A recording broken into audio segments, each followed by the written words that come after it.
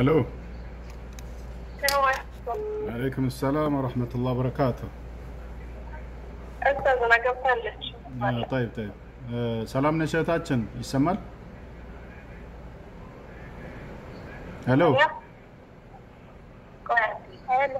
الو يسمى شال؟ يلا قرش ነው አይ ይሰማኛል እሺ ወደ እስልምና ለመግባት ፈቃደኛ ነሽ ነው? አይዋ ፈቃደኛ طيب እስቲ ለመስለም ያስቻለሽ ነገር ምንድነው? እስቲ አንድ ምክንያት ንገሪኝ። ምን ማለት ለመስለም ወደ እስልምና ለመግባት ምክንያት የሆነሽ ነገር እንዴት ነው? የተማርሽው ነገር አለ ነው ወይስ እስልምና ትክክል መሆኑን እንደዚሁ ባየሽው አረጋግጠሽ ነው?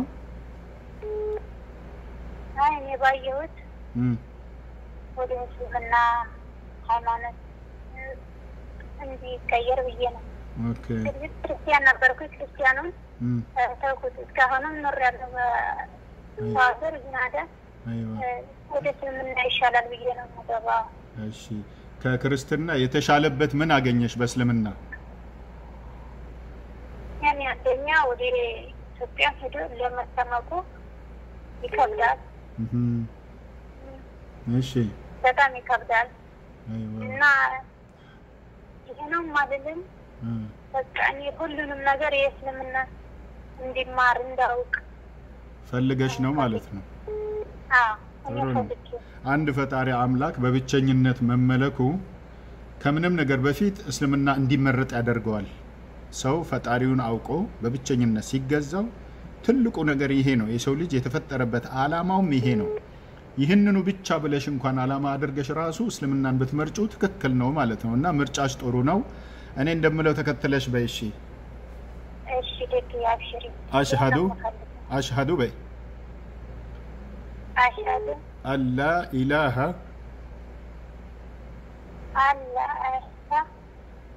አሽሃዱ አላ ኢላሃ ላ ኢላሃ እኔ እንደምለው የምለው በደንብ አድምጪና ድገሚው እሱን ራሱን ማለት ነው። ረጋ ብዬ እልልሻለሁ። እሺ አሽሃዱ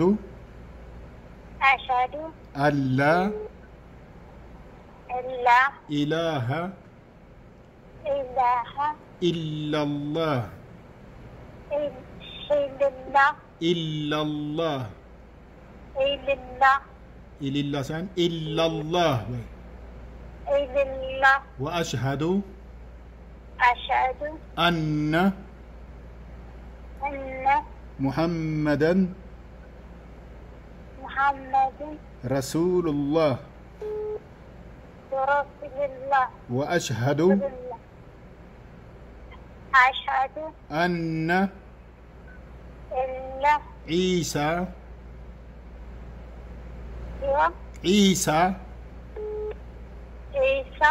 ابن مريم ابن مريم عبد الله ورسوله الحمد لله በአማርኛ ደግሞ እንደግመዋለን የበለጠ በደንብ በትርጉሙም ስለምታቂው በዛ እንሰክራለን። ከአንድ አላህ በቀር በይ ከአንድ አላህ በቀር በሐቅ የሚመለክ አምላክ የለም። ከአንድ አላህ በቀር በሐቅ እኔን ተከተይኝ የምለውን ብቻ ድገሚው። እሺ ከአንድ አላህ በቀር አንድ አላህ በቀር በሐቅ የሚመለክ አምላክ የለም። በሐቅ የሚመለክ አምላክ የለም። የሚመለክ አምላክ የለም። ነብዩ መሐመድም መሐመድ የአላህ መልእክተኛና አገልጋይ ነው። የአላህ መልእክተኛና አገልጋይ ነው። ነብዩ ዒሳም የመርየም ልጅ የአላህ መልእክተኛና አገልጋይ ነው።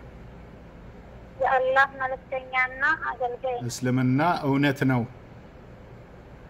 መሻአትና እምነትና አልহামዱሊላህ ረብል ዓለሚን ይሄው ነው አንድ ሰው ወደ እስልምና ሲገባ የሚመሰክረው የምስክርነት ቃል ይሄ ነው ማለት ነው አንድ አላህ ማለት ሰማያትና ምድርን የፈጠረ አምላክ ነው አንድ ብቸኛ ነው ሲባል ልጅ የለውም አምሳያ የለውም በስላሴ አይመሰልም በእናት በአባት አይመሰልም በአብ በወልድ በመንፈስ ቅዱስ አይመሰልም ብቸኛ ነው هو الاول والاخر والظاهر والباطن وهو بكل شيء عليم ሱጥንተኛ ፊተኛ ዘላለማዊም ኋለኛ የሆነ አምላክ ነው በሁሉ ነገር ላይ አዋቂ ነው የፈጠረውን ሁሉ ያውቃል የፈጠረውን ሁሉ ይቆጥራል ልኩን ያውቀዋል በልክም ይፈጥራል በልክም ያስተናብራል ማለት ነው እያንዳንዷን እንቅስቃሴያችንን ይቆጣጠራል እያንዳንዷን ንግግራችንን ያውቃል እኛ መኖር በሚገባን መጠን መጥኖ የሚያኖረን እሱ ነው ለምናየው ለምንሰማው ለምንናገረው ነገር ሁሉ ልክን የሚያደርገው እሱ ነው ንግግርን የሚያስተማረን ፈጣሪ ነው የሱንም ቃል ቁርአንን የሚያስተማረን እሱ ነው እሱ በብቸኝነት ልንገዛው የሚያዘዘን እሱ ነው በሱ ላይ ማጋራት ኃጢያት ነው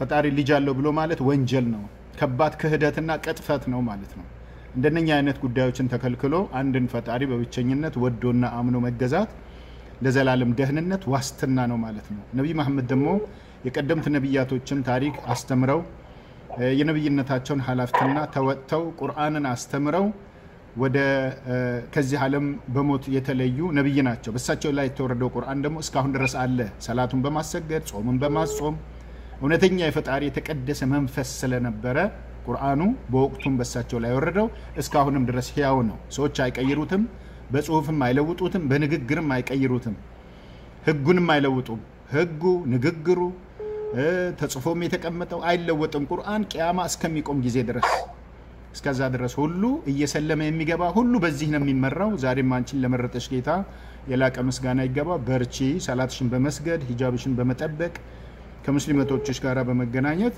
እስልምናሽን ኑሪው አላህ ይወፍቅሽ አልহামዱሊላህ ሰላም አለይኩም ወራህመቱላሂ ወበረካቱ እሺ እህታችን ጀዛኪላህ ኸይረን ወባረከ ፊኪ ሄሎ طيب السلام عليكم ورحمه الله الحمد لله رب العالمين እንደ ተከታተላችሁት ሁሉ በዛሬው ምሽት ጁላይ 15 ሸህራት ማሺ 400 አይደለም 2019 ማለት ነው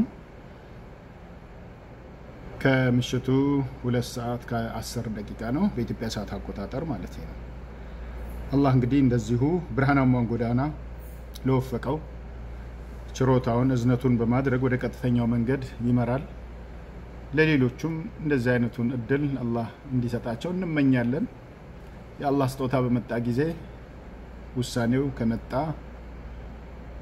ማንንም እንግዲህ እሚል የለም እምነት ደግሞ በፈቃደኝነት ነው በግዴታ የለም ግን ሐቅን ለመቀበል የራስ ፈቃደኝነት አስፈላጊ ነው ሐሰትን ለመኮነን ሐቅን ለማንገስ የሰው ልጅ ምን ጊዜም ለዚህ መቆም አለበት የተፈጠረበት ዓላማ ፈጣሪን ለመገዛት ስለሆነ ማለት ነው ወሰላሙ አለይኩም ወራህመቱላሂ ወበረካቱ